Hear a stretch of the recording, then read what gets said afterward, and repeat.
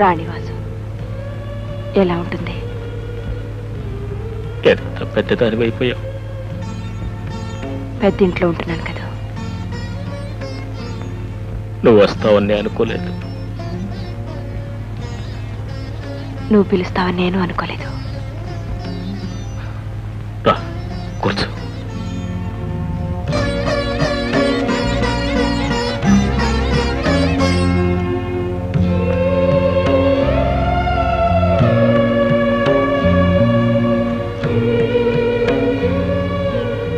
ఏ అలా దూరంగా నిలబెట్టావు? మన ఇద్దరి మధ్య మిగిలింది దూరమే కదా. ఆ దూరం ఎవరు చేసుకున్నారు? ప్రియ ఆకాశం చందమామను వద్దనుకుంటుందా? అనుకోకపోతే అమావాస్య ఎలా వస్తుంది? కానీ ఆ అమావాస్య శాశ్వతం కాదుగా.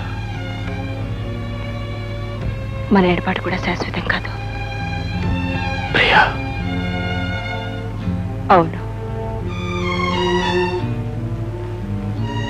నువ్వు నన్ను అక్కర్లేదనుకున్నావని నేనే పెళ్లి ఒప్పుకున్నాను.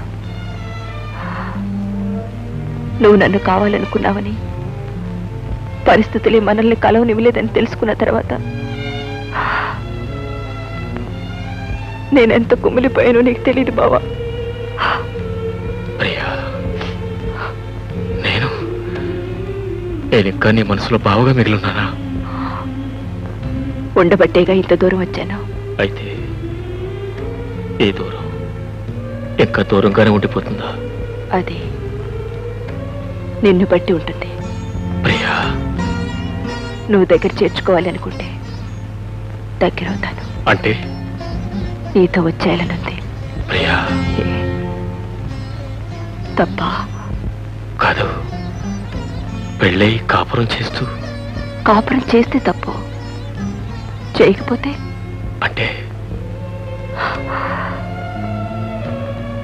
ఇంతవరకు నేను ఆ రాణివాసానికి కోడల్ని మాత్రమే.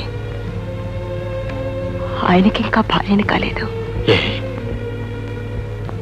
ఆయన బయట చాలా మందికి భర్త. ప్రియా, ఆయన పెళ్లి చేసుకున్నది తనకు పెళ్ళైందని చెప్పుకోవడానికి, ఆ దివాణానికి ఒక కోడలు వచ్చిందని తృప్తి పడటానికి, తన తల్లి కోరిక తీర్చడానికి. అందుకే ఆయన నన్ను పెళ్లి చేసుకున్నారు.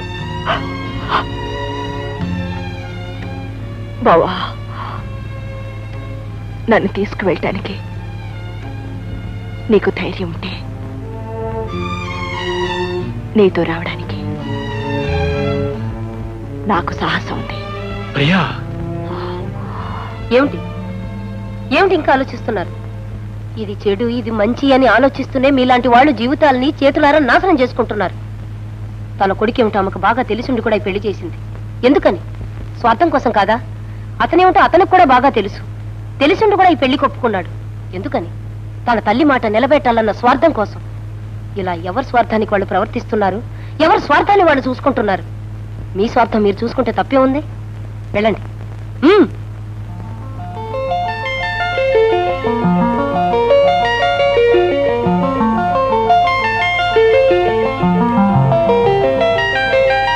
ప్రేమించుకున్న వాళ్ళ కథలన్నీ విషాదాంతాలు కావు, సుఖాంతాలు కూడా అవుతాయని నిరూపించుకోండి. వెళ్ళండి, వెళ్ళండి. అమ్మా, అమ్మగారు మిమ్మల్ని దగ్గరుండి తీసుకెళ్ళమన్నారమ్మా. వదినా, వదినా, మా టీచర్ పుట్టినరోజుకి మమ్మల్ని పిలవకుండా నిన్ను మాత్రం ఎలా పిలిచింది? మిమ్మల్ని కూడా పిలిచినట్టున్నారు. మమ్మల్ని పిలవలేదే.